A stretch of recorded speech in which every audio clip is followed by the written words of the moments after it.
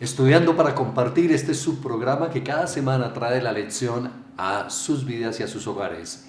Lección número 9, misión en favor de los poderosos. Bienvenidos.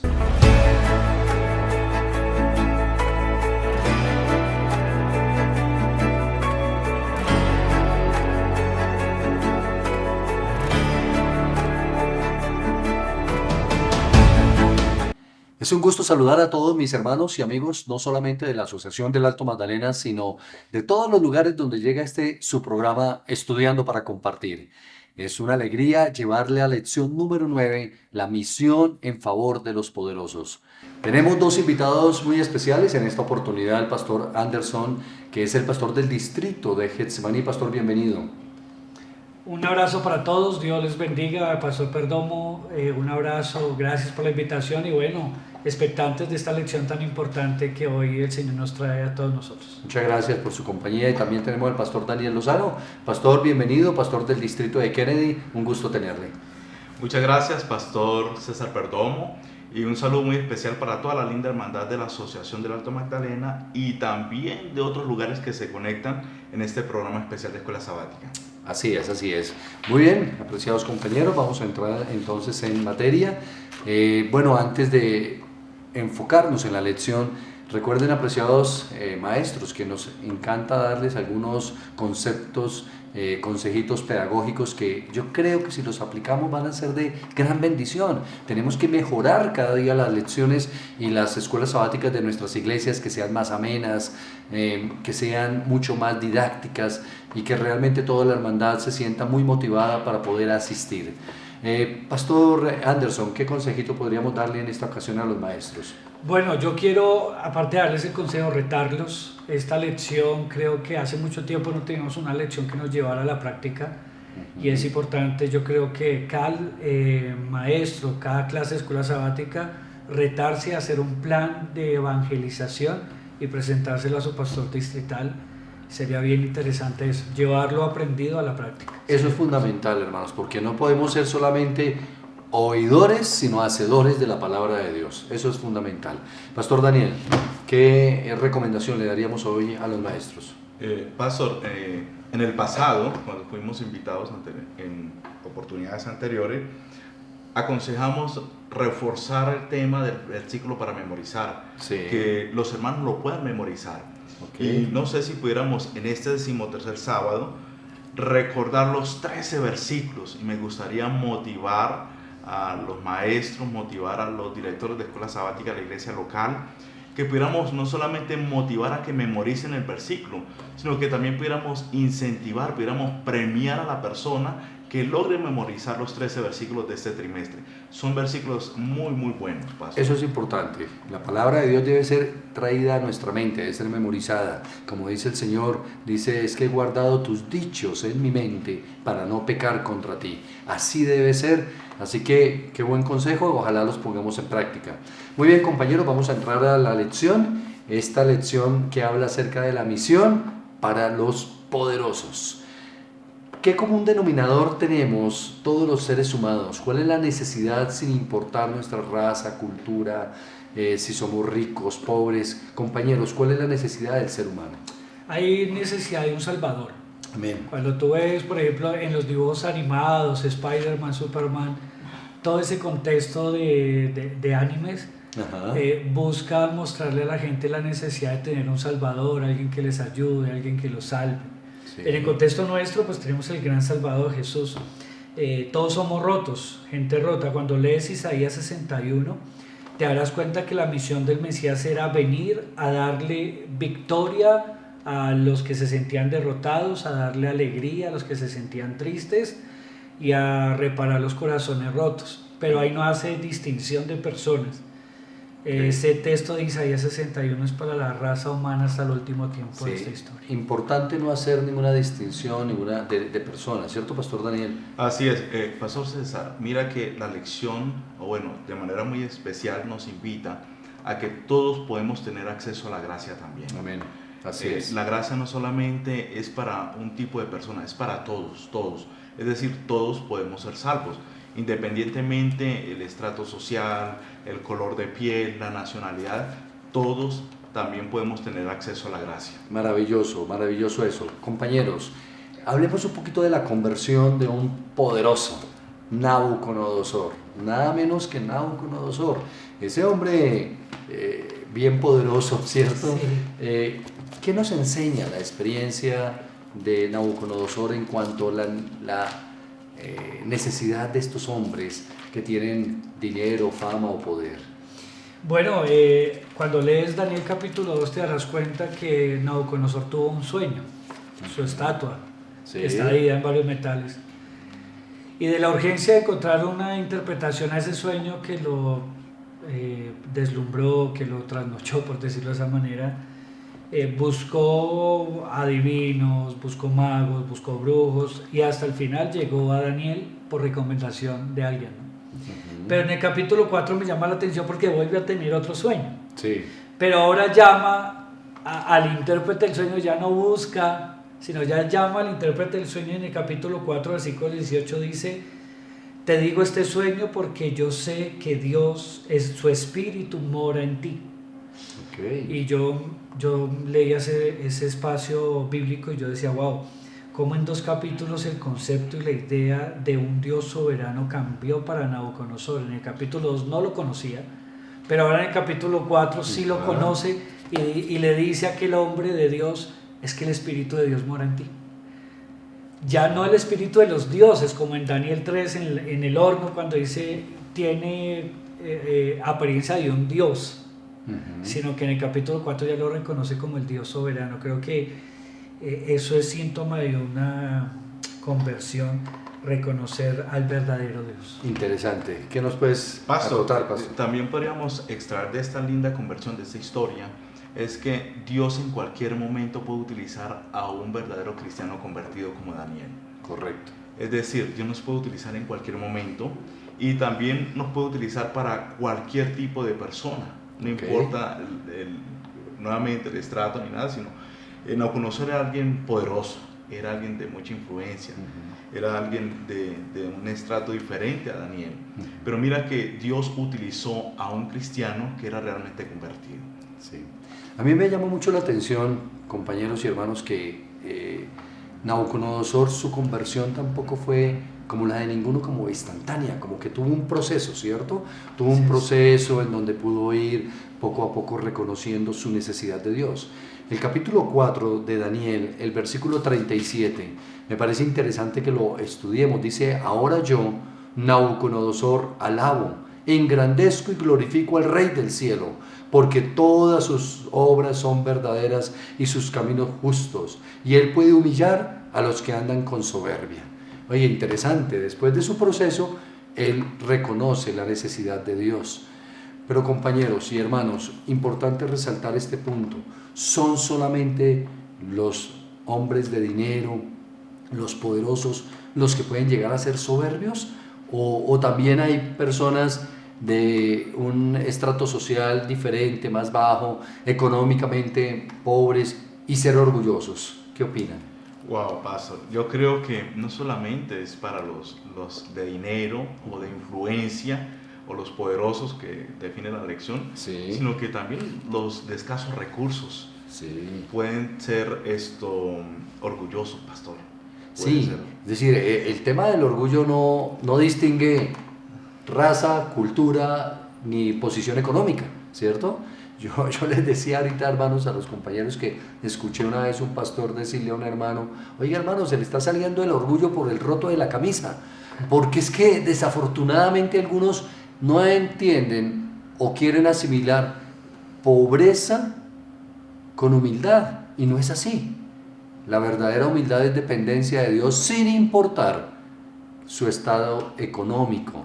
Eso es importante. Entonces este tema es interesante. Sí, yo creo que así como la salvación es para todos, el pecado también afecta a todos.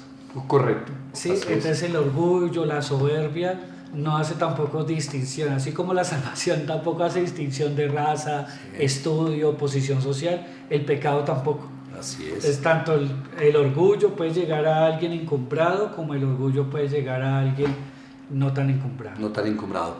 Bueno, dejemos a nuestro amigo Nabucodonosor y vamos con otro poderoso, Naamán. Naamán, ¿qué lección interesante de la conversión de Naamán podemos sacar? Porque la Biblia nos habla de cosas muy interesantes en cuanto a Naamán, y me parece que las peticiones que le hace Naamán dejan mucho que entrever de lo que él conocía, su conocimiento doctrinal de Dios. ¿Qué podríamos decir, compañeros? Bueno, primero yo quisiera enfatizar mucho en la niña. Okay. Cómo Dios utilizó una niña que llevada esclava, tal vez no entendía nada de lo que estaba sucediendo hasta que entendió su misión. Todos tenemos una misión y el donde Dios nos lleve, ahí debemos cumplirla. Entonces, primero, para mí la niña es sumamente importante porque fue llevada a alguien del pueblo de Dios a un lugar donde no amaban a Dios, y ahí llegó gracia en un lugar inesperado para Naamán, que había buscado solución y sanación en muchos lugares, no había encontrado. Segundo, me llama poderosamente la atención cómo Dios sigue usando ahora a gente no tan conversa como los siervos de Naamán, cuando Naamán empieza a sacar excusas de la petición del profeta. Cuando el profeta le dice, tienes que meterte al agua, y Naamán ve el agua y no la ve tan limpia y dice, venga, es que Habana y Farfar, ríos de Damasco, no son mejores. Claro. Y Dios ahora utiliza gente que eran sus siervos y dice, venga, no le está pidiendo nada difícil, hagan. Lo hace Naamán, y bueno, al ver que el profeta de Dios, Dios lo sanó por medio de las palabras del profeta y de toda su petición, ahora pues el hombre quiere como agradecer, entre comillas, lo que ha pasado, y por eso este tipo de peticiones que él hace, que no son síntoma de una persona inconversa, es una persona que apenas ha nacido al evangelio y necesita ser orientada, pero lo estaba diciendo de una manera muy honesta, esas peticiones, porque quería agradar a la persona o lo que había pasado con él. Claro, por supuesto. Ahora, Pastor Lozano, el recién bautizado, Naamán, va y le dice al siervo de Dios, le dice dos peticiones. Una de ellas es, déjame primero llevar tierrita de acá para allá para hacer un altar, y la otra, déjame adorar también a mi Dios allá. Y la respuesta es, ven paz, hijo. ¿Qué nos dice eso? Pastor, mira que es bien interesante y aquí podemos extraer muchas lecciones. El profeta Eliseo apoyó en cierta medida, porque tal vez no se le había explicado ese significado a Naamán. Correcto. Ese concepto teológico de que no era necesario llevar tierra y tal vez montar un altar, sino que Dios estaba en todas partes, Dios está en todos lugares. Así que yo podría podríamos extraer en esta oportunidad de que aquellas personas no necesitan ser juzgados ni cuestionados, necesitan ser apoyados. Por supuesto. Ser apoyados, y también de manera muy especial ser orientados, porque el profeta Eliseo con certeza luego le orientó a Naamán, luego le aclaró ese concepto teológico de que no era necesario. Yo creo que Eliseo entendía algo que nosotros tenemos que entender, hermanos, que el conocimiento, la salvación, el conocimiento de las cosas de Dios es progresivo hasta que el día es perfecto, como dice el Evangelio.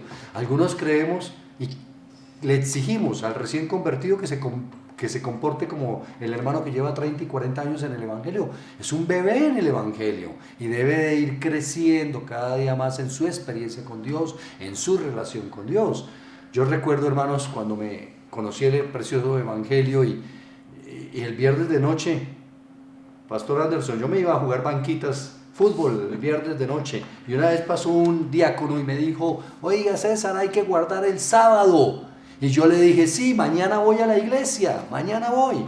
No tenía el concepto, nadie me había explicado que el viernes era ya Santo Sábado, que era sagrado ya en la noche.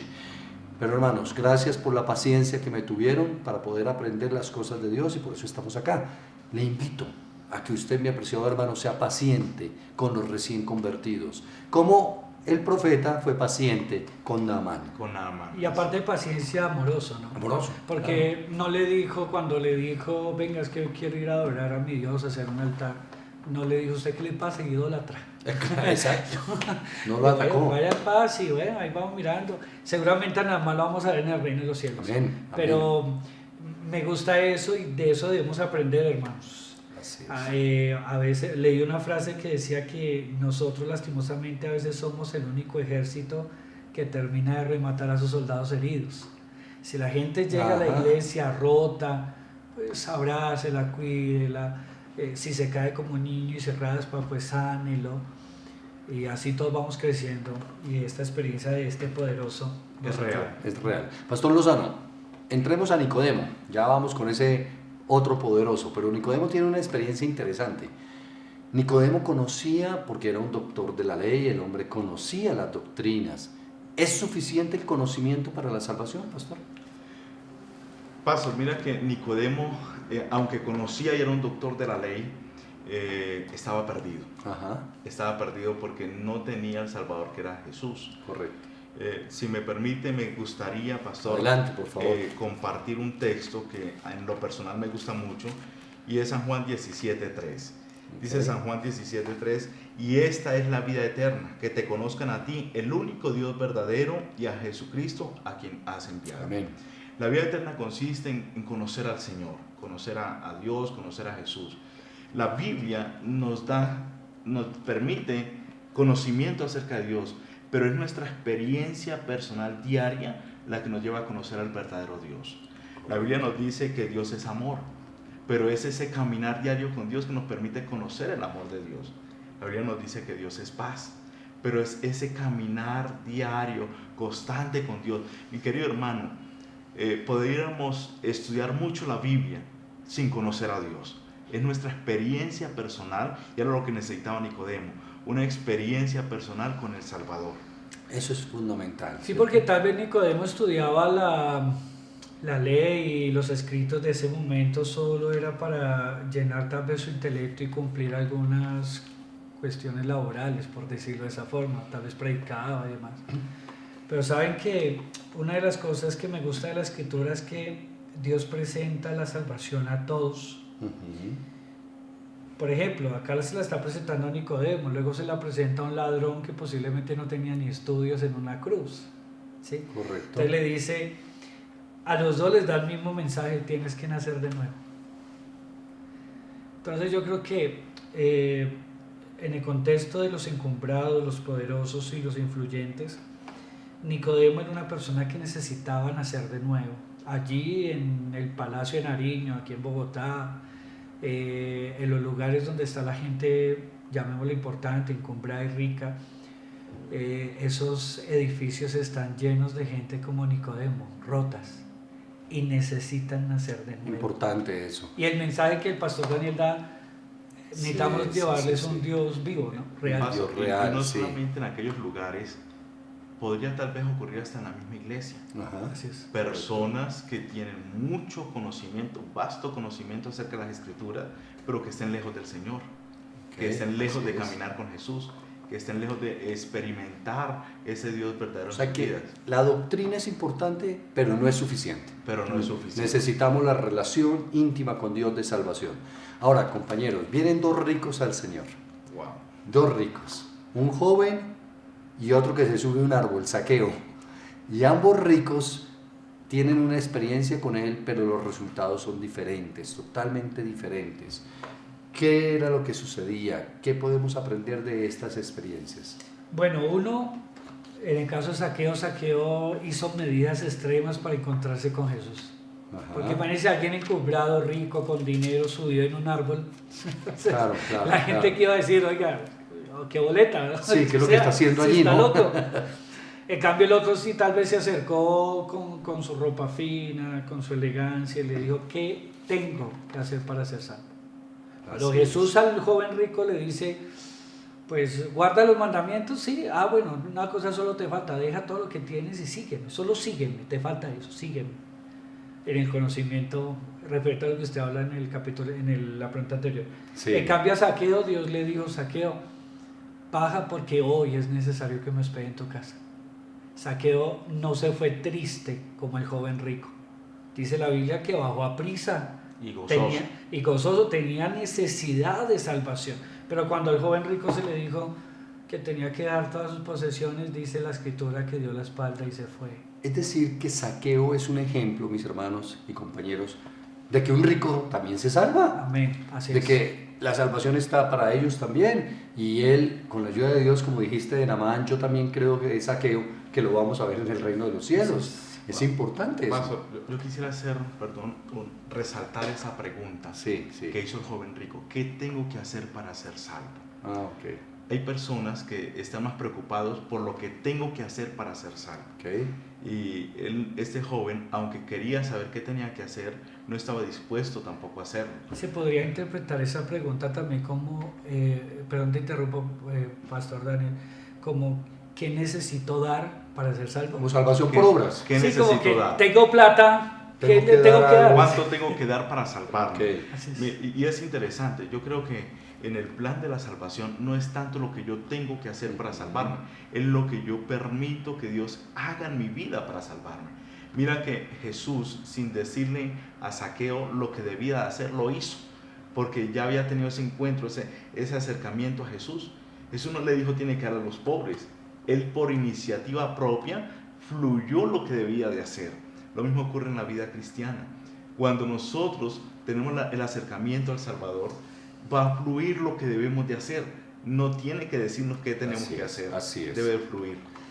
Tengo un texto más para compartir porque me parece importante en el marco de la lección leerlo.